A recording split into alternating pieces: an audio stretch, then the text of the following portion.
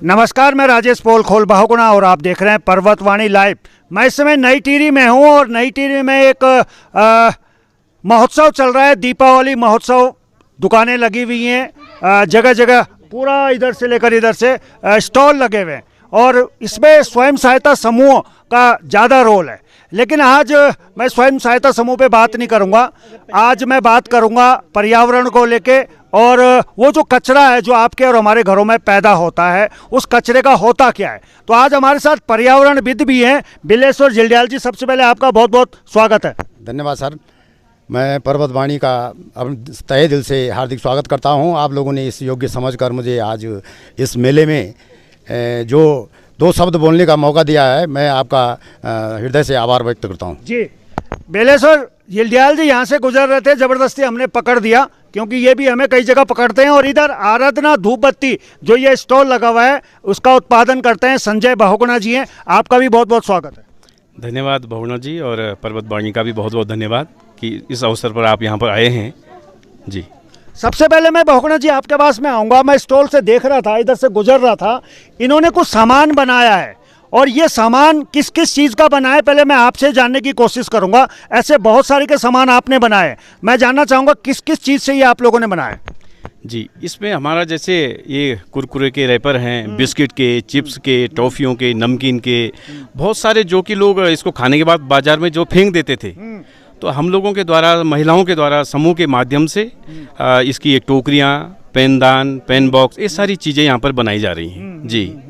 चलिए मैं आता हूँ आपके पास में। इधर पर्यावरणविद है जिलड्याल जी। अभी आपने देखा कितना अच्छा काम है, बिना सरकार के किसी सहयोग के स्वयं में ये काम कर रहे हैं। अगर सरकार इस चीज़ को प्रमोट करे, इनको उद्योगों का दर्जा दे, तो क्या लगता है कि कुछ ना कुछ प्रदूषण हम बचा पाएंगे, कुछ ना कुछ इस सौंदर्य को बचा पाएंगे। जरूर बच सकता है सर। ये हमारा यहाँ का जो प्रदूषण है बच सकता है। ये जो हमारा जो ये कचरा है हमारा, और ये कचरे में हमारे लोगों को रोजगार मिल रहा है, तो इससे बड़ा सौभाग्य क्या है हमारा। सरकार को भी इसके प्रति ध्यान देना चाहिए कि भाई कि जो ये कचरा है, हमने कई बार जो है शासन प्रशासन से लड़े इस बारे में कि कचरे के लिए हमें जो कोई ऐसा कोई माध्यम दो कि जो हमारा उद्योग चले, इसमें छोटे छोटे जो हमारे बेरोजगार लोग हैं उनका जो आजीविका चले।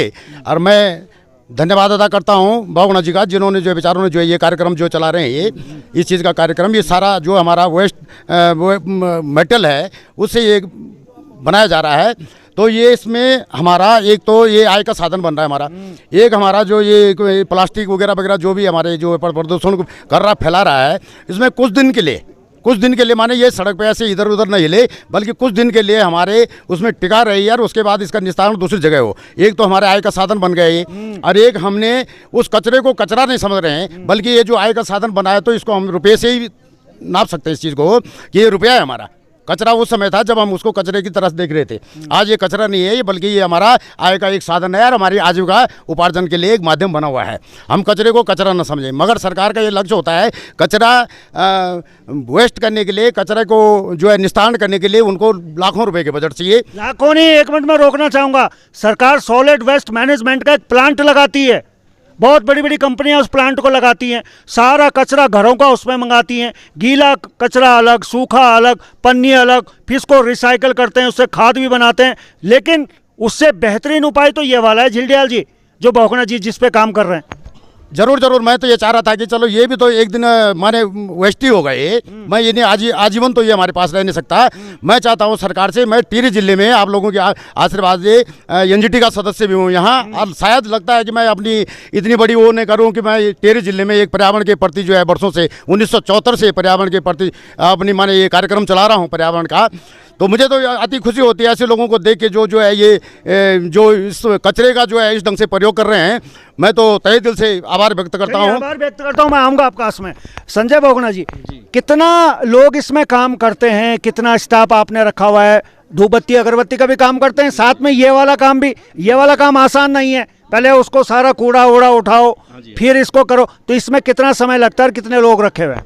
लगभग इसमें 10-12 महिलाएं काम कर रही हैं। और अभी उद्यमिता विकास की तरफ से एक हमको 21 दिवसीय ट्रेनिंग प्रोग्राम मिला था, जिसमें हमने 30 महिलाओं को ये प्रशिक्षण दिया, जिसमें से जो दक्ष हुई हैं वो 7 महिलाएं हुई हैं और 10-12 महिलाएं इसमें काम कर रही हैं। एक टोकरी बनाने में लगभग हमारा यदि देखें तो पूरा एक दिन लग जाता है और 200-250 से लेकर 500-500 तक की ये टोकरियाँ बिक रही हैं। हमने क्या किया, जो ये कबाड़ था हमने कबाड़ से जुगाड़, और अब हम कबाड़ नहीं फैलाएंगे, इसको अपनी आजीविका बनाएंगे। इस उद्देश्य को लेके हम लोग आगे चल रहे हैं। हम चाह रहे हैं कि टिहरी जनपद के प्रत्येक गांव से हम ये कार्यक्रम शुरू करें। लोगों को घर में अभी सीडीओ मैडम जी से भी बात हुई, उन्होंने भी कहा कि ठीक है, इसको हम आगे बढ़ाएंगे। और जैसे हम गांव में प्रत्येक व्यक्ति को थैला दे देंगे, वो अपने जो कुरकुरे के जो रैपर उनके बच्चे खाते हैं, वो जिसका भी वेस्ट करते हैं, वो अपने घर में उसको इकट्ठा रखेंगे और हमारे लोग जाएंगे, हम उसको लेकर आएंगे। हो सकता है कि यदि बड़े रूप में जब ये आगे उभर कर आएगा तो उस दौरान हम क्या करेंगे कि उनको उसका भी पे करेंगे। ये जो वेस्ट है जो, इसका भी हम उनको पैसा देंगे किलो के हिसाब से। अभी हमने क्या किया, देखो जो ये मैं आपको बता रहा हूँ, ये डस्टबिन है जो आज कबाड़ा फैल रहा था जगह जगह, इसका डस्टबिन यहाँ पे बनाया गया है और अब यह कबाड़े को रोकने का काम करेगा। और यदि शासन प्रशासन इसमें और भी हमको और ट्रेनिंग प्रोग्राम और भी इसमें कुछ मदद करती है तो मुझे लगता है ये प्रोग्राम पूरी ही उत्तराखंड में और पूरे भारतवर्ष में स्वच्छ भारत के नाम से होना चाहिए। जी चलिए, बहुत अच्छी बात है। और देखिए, मैं थोड़ा सा आप लोगों को बताना चाहूँगा, इस पे लिखा हुआ है कबाड़ से जुगाड़।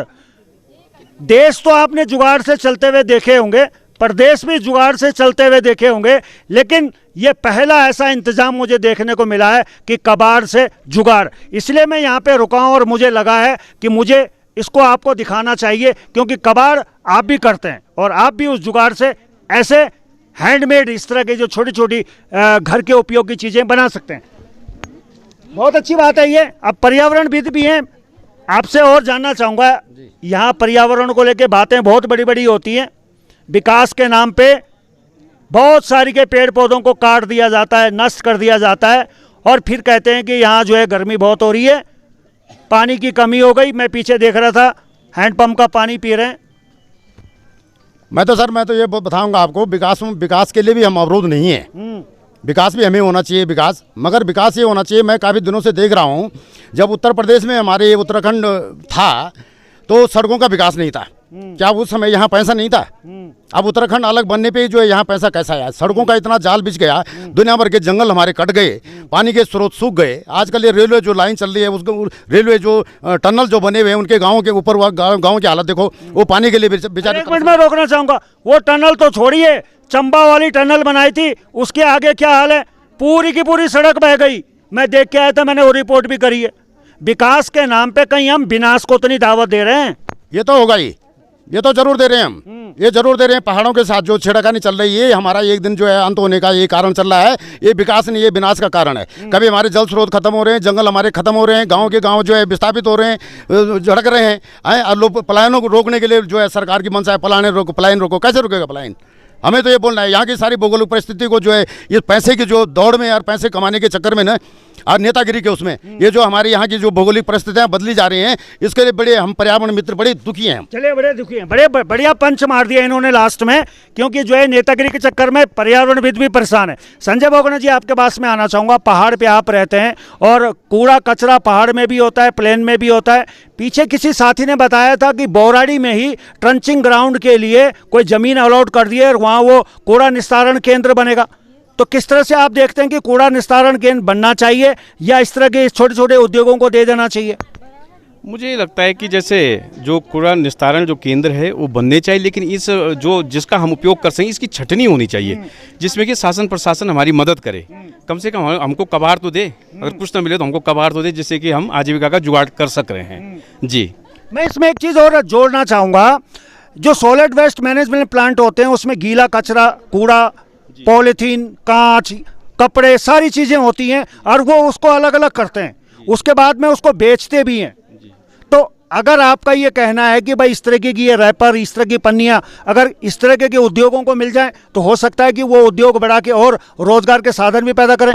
जी जी जी, आपने बिल्कुल ये सही कहा कि यदि जिस प्रकार से वो गीला और सारा ये मिक्स हो जाता है तो वो फिर उसको हम तो उसमें कुछ कर नहीं सकते, लेकिन क्योंकि शासन प्रशासन सरकार ही उसमें कुछ कर सकती है, तो इसमें ये हमारे एक अभियान है कि हम लोगों को घर घर जाके लोगों को जागरूक कर रहे हैं कि जो ये अपना सूखा कूड़ा है, ये जो पन्नियाँ हैं, ये जो प्लास्टिक है, इसको आप अलग रखें, जिसको हम लेंगे और आजीविका से इसको जोड़ेंगे। तो सीडो मैडम जी से मुलाकात हुई इस विषय में, उन्होंने इस कार्यक्रम को काफ़ी सराहा और उन्होंने कहा कि महिलाओं के साथ मिलकर वो अभी और कुछ बात करना चाहेंगे कि इस पर किस प्रकार से इसको आगे बढ़ाया जा सकता है। जी, तो सीडीओ मैडम से मिलकर बात होने से सफल हो जाएगा या धामी जी से भी मिलने की जरूरत है? क्योंकि अब तो कुछ समय बाद चुनाव आने वाले हैं, चुनाव आचार संहिता लग जाएगी, इन सब चीज़ों को पीछे फेंक दिया जाएगा और सब चुनावी मोड में आ जाएंगे, आगे आगे नेताजी, पीछे पीछे अधिकारी। जी, जल्दी हमारा ये जो समूह है, आराधना समूह, यह माननीय मुख्यमंत्री जी से मिलेगा और अपनी बात रखेगा कि किस प्रकार से हम इस कार्यक्रम को इसको आगे बढ़ा सकते हैं। और मुख्यमंत्री से हमें आशा है कि ज़रूर वो हमारा इसमें सहयोग करेंगे। ये क्योंकि स्वच्छ भारत और स्वच्छ मिशन का जो ये मुद्दा है, और इसमें ऐसा नहीं है कि ज़्यादा इन्वेस्ट की भी ऐसी आवश्यकता हो। यदि गांव-गांव में कुछ ट्रेनिंग प्रोग्राम होते हैं तो मुझे लगता है इस कूड़े को हम रोक सकते हैं, जिसको आजीविका से जोड़ सकते हैं। चलिए, समय देने के लिए आपका बहुत बहुत धन्यवाद। आपका बहुत बहुत धन्यवाद। जल्डियाल जी का भी बहुत बहुत धन्यवाद। चलिए जल्डियाल जी, अंत में जाते जाते क्या कहना चाहते हैं लोगों से? पर्यावरण बचाने के लिए अकेले आप तो लड़ ही रहे हैं, लेकिन 65-70% वन है उत्तराखंड में, लेकिन फिर भी वन संपदाओं पे हमारा अधिकार नहीं है। जड़ जंगल जमीन की बात तो होती है, लेकिन अपना कुछ नहीं है, ना पानी हमारा है ना जंगल हमारे हैं। आज भी उत्तर प्रदेश में परिसंपत्तियों का बंटवारा हो नहीं रहा है।